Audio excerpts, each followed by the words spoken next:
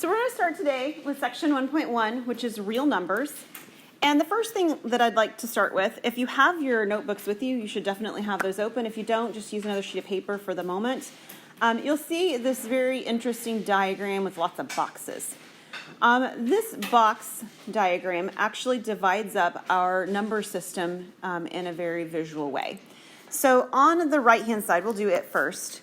On the right-hand side, we have what are called irrational numbers.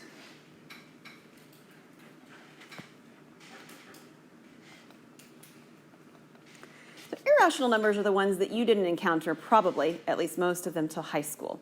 One of them you encountered younger than that. You encountered the number pi, right? And pi does not equal 3.14. That's an approximation for it, or 22 over 7. But you encountered that one. In high school, you definitely encountered, or at least most likely encountered, the number e. It's about 2.718. Again, that's an approximation. And you also encountered, probably in high school, maybe in junior high, square roots of things that don't simplify, at least not nicely, right? Square root of 2. It's about 1.4, I think. Okay, but there's an approximation. So these are all numbers that don't have a definite ending point with a decimal expansion. That's what they really are. If numbers do have a definite ending point with a decimal expansion, they're called rational numbers.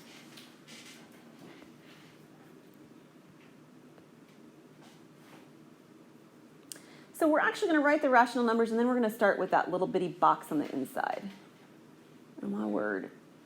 That thing's bouncing really good, isn't it? Okay. So the box on the inside is the numbers that you first learned to start with. So when you're a little bitty, like my 6-year-old, and you're first learning to count, what's the first number you start learning to count with? 1, right? So you start with 1, 2, 3, 4. And these are called the natural numbers. And of course, they keep going. I should put the ... on the end. So if I talk to my daughter and I tell her count to the number 100, she's always going to start with 1. Those are the natural numbers. Very quickly, when you start learning subtraction, you learn that you need an additional number for things to make sense because 3 minus 3 needs to be something. And so you have to incorporate the number 0. So now we have 0, 1, 2, 3, 4, and so on. And once we encounter the number 0 and add that to it, we have what are called the whole numbers.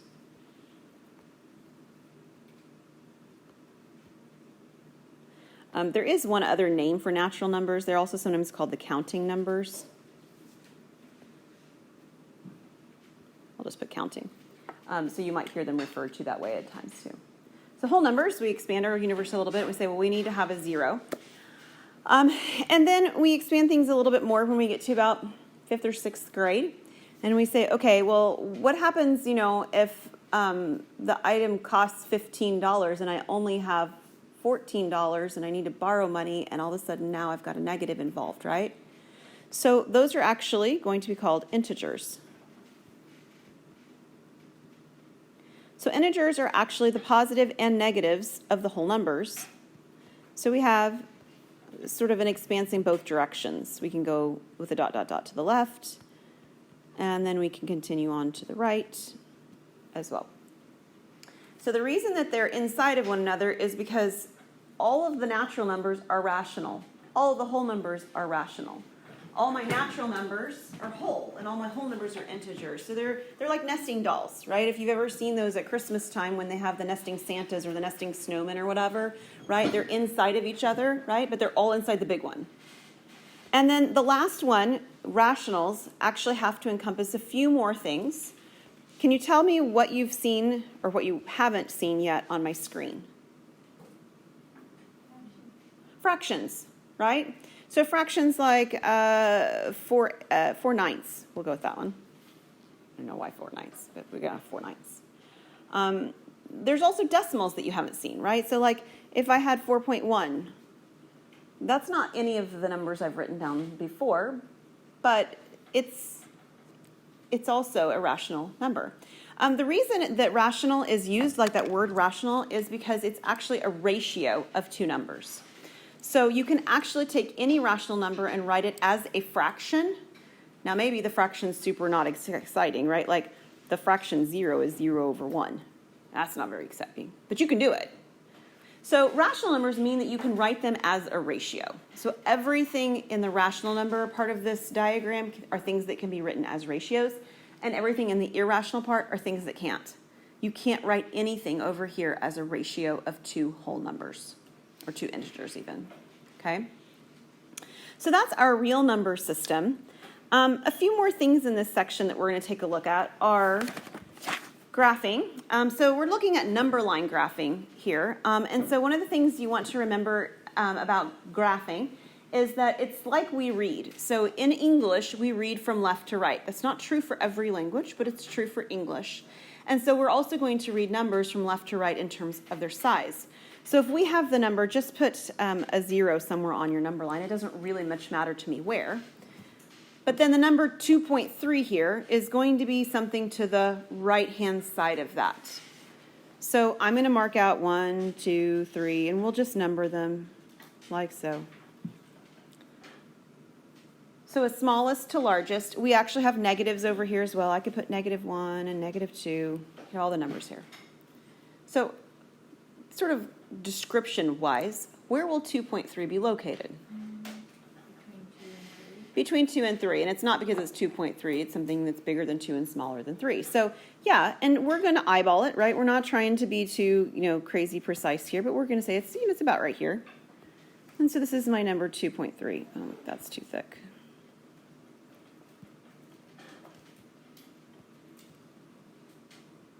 Okay. I don't have a number on this because my diagram wasn't already drawn for me, so give me just a second. All right, so as you draw your diagram with me, start with 2, and I want you to make 1, 2, 3, 4, 5, 6, 7, 8, 9, 10, and this is the number 3. Okay, so there's 9 hash marks between the 2 and the 3.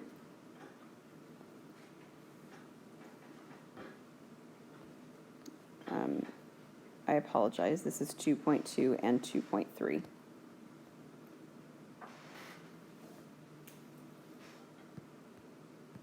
That's what I wanted. Okay. And my point is going to be here. All right, the red point. So whatever answer I need to write down, it's got to be bigger than 2.2 and it's got to be smaller than 2.3. Well, there aren't any numbers in the 10th place between 2 and 3, right? So since there aren't any numbers between them, I'm going to need an additional decimal place location. I'm going to need to go to the hundredths place. So this decimal is 2 point what? Can you count it from where you are? It's kind of hard to see. It's 2.6. It was 6 marks over. Yeah. So this one is actually 2.26. And if you think about it in terms of money, I think that kind of helps, especially when you're dealing with things with 2 and 3 decimal places. This one over here is like $2.20, right? And this one's like $2.30. And of course, 226 is between them. Okay? And it'll be easier when you've actually got the piece of papers that are printed out from your homework, because you'll be able to not have to draw them on as I go.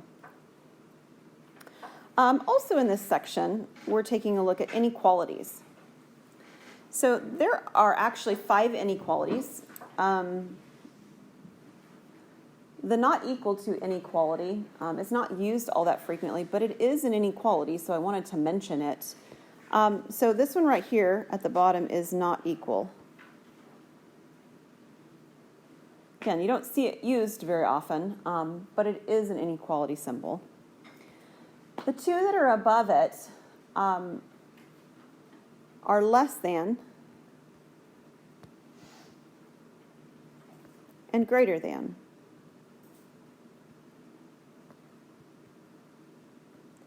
There's lots of mnemonic devices. Some people like to do this one and say it looks kind of like an L on its side, so it's less than with the L, as I remember. There are a couple others as you're taking a look at actual values. We'll look at that in a moment at making those decisions. The only thing that happens when you have the line underneath it is what? Do y'all remember? Yeah, we say or equal to. So this one is less than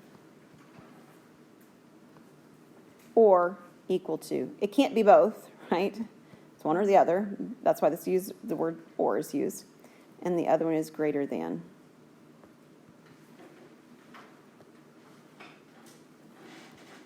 Or equal to.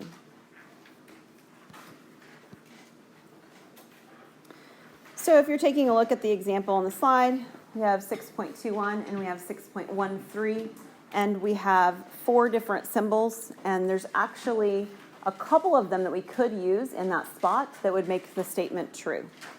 So which symbol, just give me one of them, would work in that location between them? Greater than.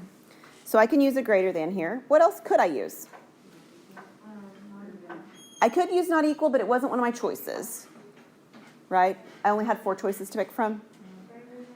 Yeah, another option I could use is greater than or equal to, right? Because it's one of those two. So either of those would be correct if you put it in the spot between the two.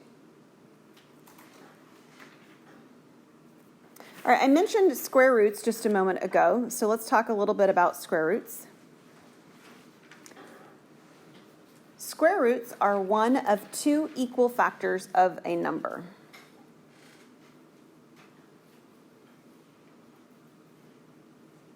Principal square roots are the ones we use the most, and principal square roots are simply the non-negative square root of a number.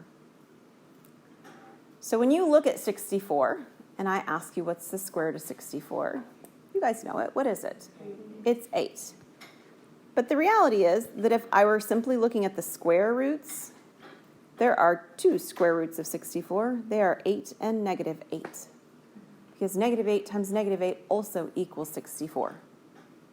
So how do you know when to use which one? That's often a question students have. Well, here's how you know.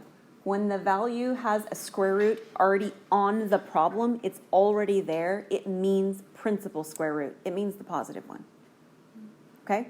So if the problem starts out like my example here started out, then it's asking you for the positive one. It does not want the negative one. It's asking you not what's the square root of 64, it's asking you what's the principal square root of 64. Okay? So when would you use the other one? Well, when we get into solving equations where we actually take a square root, right? You think like x squared equals 64 and I square root both sides. That's when the other type of square root comes out with needing 2 values. Okay, we're not there yet. We're not going to be there for a while.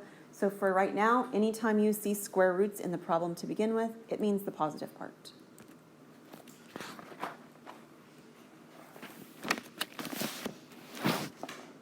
Perfect squares are numbers with a square root that's a rational number. We just saw one of them. A perfect square is 64. Can somebody give me another perfect square you know? 4. What's another one? Huh? 144. You guys like the 4s today. 49? Yeah, there's lots of them, right? 25. We can do 81. Lots of perfect squares. There's also lots of things that are not perfect squares. Can you give me an example of a not a perfect square? 33. Let's get a couple more. 56. 10. Yeah. All of those would not have perfect square roots. There are not 2 numbers that are identical, that are whole, right? Rational, it actually says, that are rational numbers that if I multiply them together, I get back the same number. So if I was taking a look at something like this one, the square root of 20, right? And it wants to know what the value is between, because sometimes approximations are good enough. Did you know that? A lot of times in your life, approximations are good enough. So we'd kind of like to know what's an approximation that makes sense for square root of 20. Like, what is it between? You know, kind of a lower and an upper limit. Well, 20 is going to be between 2 numbers that are perfect square roots. What is a smaller number than 20 that's a perfect square root? It's real close. 16. And what's a bigger number than 20 that's a perfect square root? 25. All right. So what's the square root of 16? Yeah, this is 4. And what's the square root of 25? It's 5. So what numbers do you suppose the square root of 20 lies between? 4 and 5. It lies between 4 and 5. It's 4 point something. And sometimes that's good enough. So that's the answer. It's between,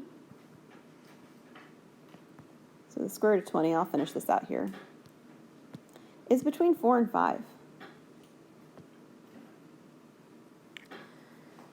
So that's actually it for section 1. All right? So what do you need to do before you come to class tomorrow? Well, you either need to print out or to access homework number 1. That's the bare minimum. To do that assignment, if you have any questions, you can email me. You can set up an appointment to come see me. You can bring them if you just have like one question to class in the morning, whatever. So you need to do homework number 1. All right? If you're done and you're like, I'm pretty sure I'm good, I don't have any questions, and you want to go ahead and upload it to Canvas and figure all that out beforehand, great. If you want to make sure that you have any questions answered before you come to class, you can upload it to Canvas in class tomorrow morning, and we'll make that work. If you have iPhones, you have a PDF scanner. If you don't, then you need to go and find a PDF scanner, all right? Any questions about what you need to do to prepare for tomorrow? Is the homework assignment posted? Yes, all of the homework assignments are posted. There are 23 homework assignments, and every single one of them is. So you could print them all out if you wanted to in the library when you leave class today. Good. All right. We will be meeting on 9 o'clock, Monday, Wednesday, Friday, and what is it on Tuesday, Thursday? 11. That's right. It's 11, but it's still in the same room. So I'll see you guys all tomorrow at 11.